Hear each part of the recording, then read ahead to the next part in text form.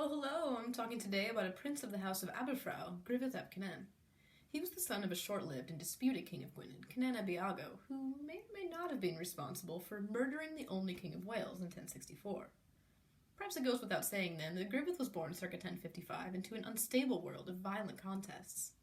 As the fleetingly united Kingdom of Wales fragmented in 1064, there was everything to fight for, and there seemed to be an endless amount of rival claimants eager to rule in the lands of their ancestors.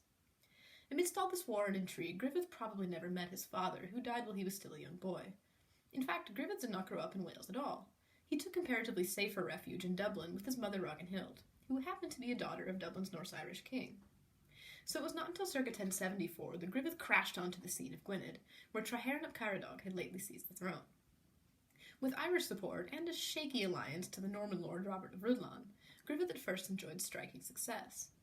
He managed to kill his rival's chiefest ally, Prince Canute of Maelor, and shortly after he even defeated King Trahaearn himself.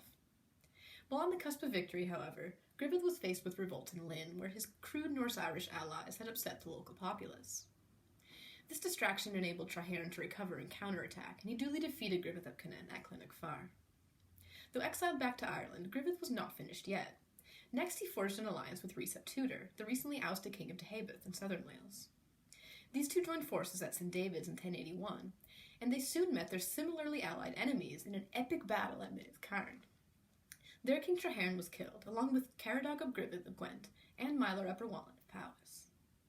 Ascending to the throne of Gwynedd at last, Griffith ap Cynan was not to sit at ease in his domain.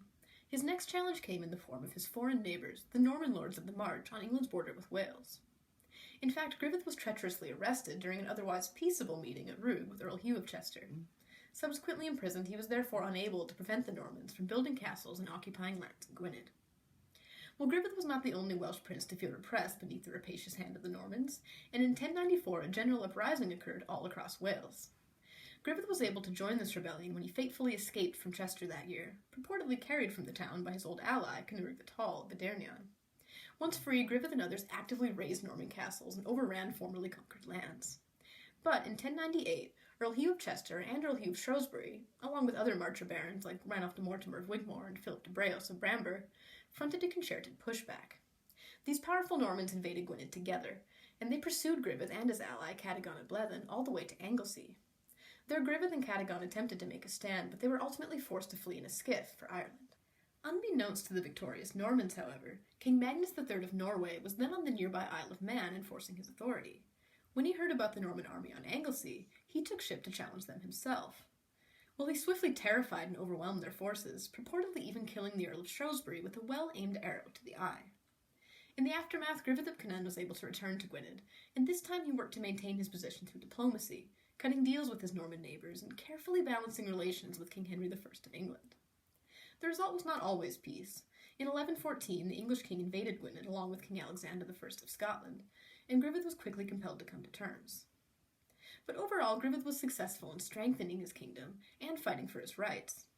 In 1120, after years of dispute, he was able to appoint his own candidate, David the Scot, to the See of Bangor. Although as part of a compromise, the Welsh bishop was consecrated by the English archbishop, Ralph de Sgurrs of Canterbury. In later years, the ambitious King Griffith ap Cynan sought to expand his domain, and he did so at the expense of many rivals, including the family of his own wife, Angared. Griffith's sons, Owen, Cadwallon, and Cadwaladr, eagerly took over these efforts as their father grew old. Indeed, Cadwallon killed 3 of his own uncles in 1125, although he was himself defeated and killed by a cousin in 1132. Griffith ap Cynan lived on to a ripe old age, apparently blind by the time of his death in 1137, when he was buried at Bangor. That's the life of King Griffith ap Cynan. Thank you so much for watching.